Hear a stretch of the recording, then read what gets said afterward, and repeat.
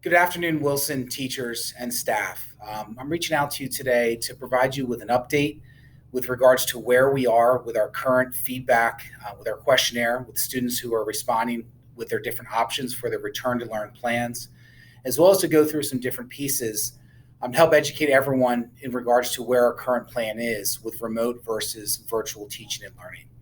So first of all, I wanted to provide an update that as of today, Wednesday, we have 3,500 students and their families who have responded. And we've been spending our time over the last couple of days going through those responses, analyzing not only the choices that they've made, but also the feedback and the questions that we've received through email, through our form online, and also through phone calls.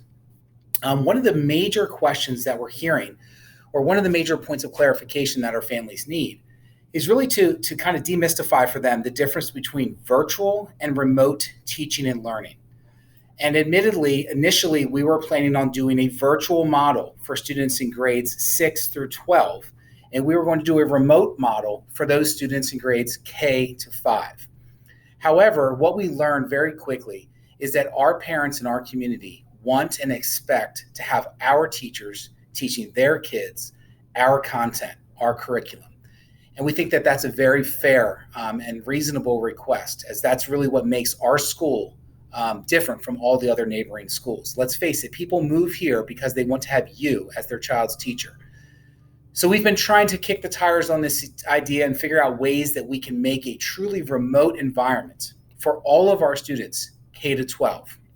And again, as a vocabulary piece here, remote teaching and learning is our teachers teaching our content, our curriculum, at the same pace that the rest of the students in our school are experiencing. The only difference is that they're learning this from home. So we've worked with our principals, we've worked with our supervisors, and we feel that we have the capacity within our district to do this.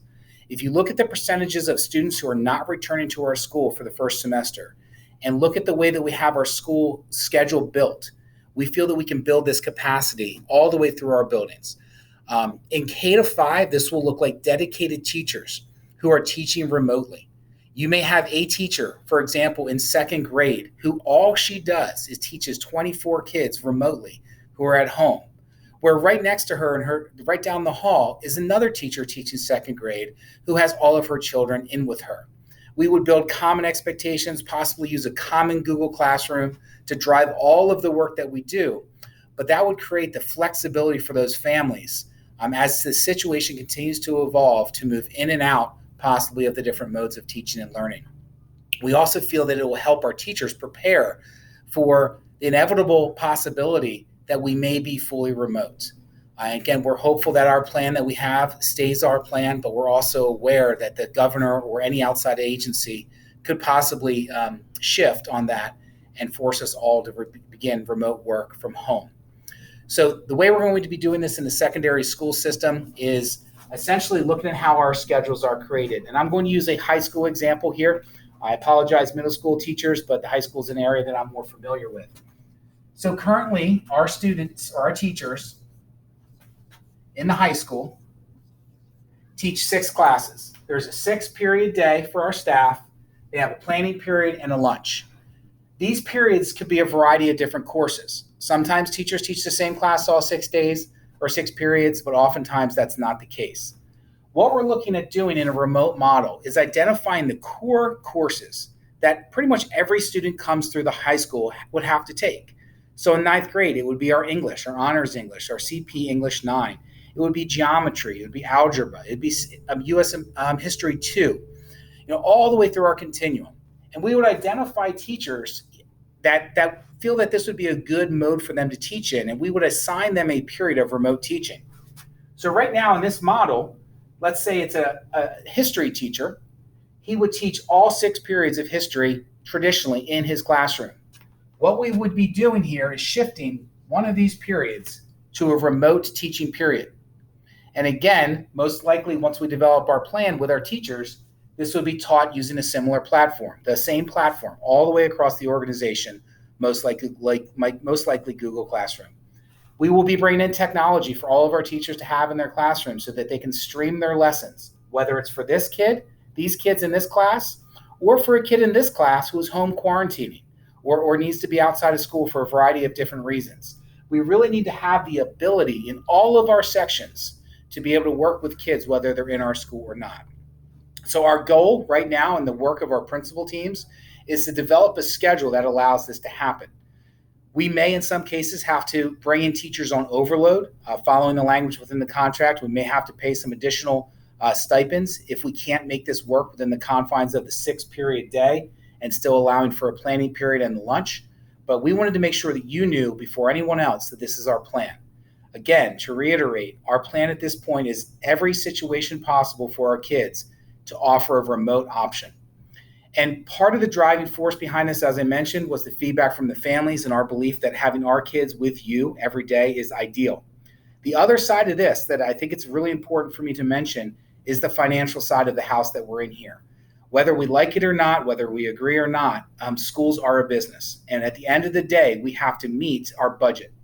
When we look at possibly 20% of the population of our school going to virtual learning, the amount of money that we're talking about is measured in the millions. And in order for us to account for that in our budget, we would have to look at some very difficult things that involve staffing, things that involve programs in our school district that we just do not get behind cutting or reducing. So I just wanted to make sure that you understood that this is the plan that will be communicated out to our families, probably as early as tomorrow morning. And I also want you to know that Stacy, myself, Dr. Faley, your principals and supervisors, we are committed to work with you in building what this plan can look like. There may be some choice, there may be options, but we're moving forward, and our goal is to have this plan implemented and rolled out with fidelity for the first day of school. The other piece I want to talk a little bit about is a question that we're getting from a lot of staff members. And that question is the need or the fact that we communicated that we expect our teachers to be in our schools, whether in remote, physical, or hybrid modes of teaching and learning. I just need you to believe us when we say that we really have to spend a lot of time thinking through this. We considered all the different experiences that we had in March, April, May, and early June. And we believe that this is in the best interest of our kids, our community, and each of you, our teachers. We need to go back to a defined workday. We need to get back to a sense of normalcy, not only for our kids, but also for you. Last year, what we experienced was starting our day at 7:30 or 8 o'clock, taking small breaks, and then our day wasn't ending until 10 or 10:30 at night, just because of the flexible nature of what we were experiencing. This isn't healthy for us. It's not healthy for your students to expect that feedback at all hours of the night. So we want to create, again, that defined workday where students and families should expect to hear from you, to receive feedback from you, and also so that you can support each other. The ability for you to collaborate, the ability for you to be here in our school to get support from our technology team, from your principals, from each other is critical. Working in a home environment with internet issues was a huge issue last spring as well, whether it was the teachers that had intermittent issues, my own personal issues I had many times with internet. We could have 3 or 4 kids in our home that are streaming live content. We may have a spouse that's also working from home remotely. Our internet and our infrastructure in our communities are just not established to support that. So as a district, we're increasing all of our bandwidth across our district, purchasing technology to support you with different modes of teaching and learning. And we just feel in our hearts that it's the best thing to do for everyone, to have our teachers here in our schools, whether they're teaching traditionally or if we shift to a full remote environment. Thank you so much for your continued flexibility and understanding. We know things are coming at you very quickly, but we just really do appreciate the fact that you're partnering with us, that you continue the line of dialogue with us, and that we're all in this together, moving towards hopefully a safe opening to our school buildings in just a few short weeks. Thank you.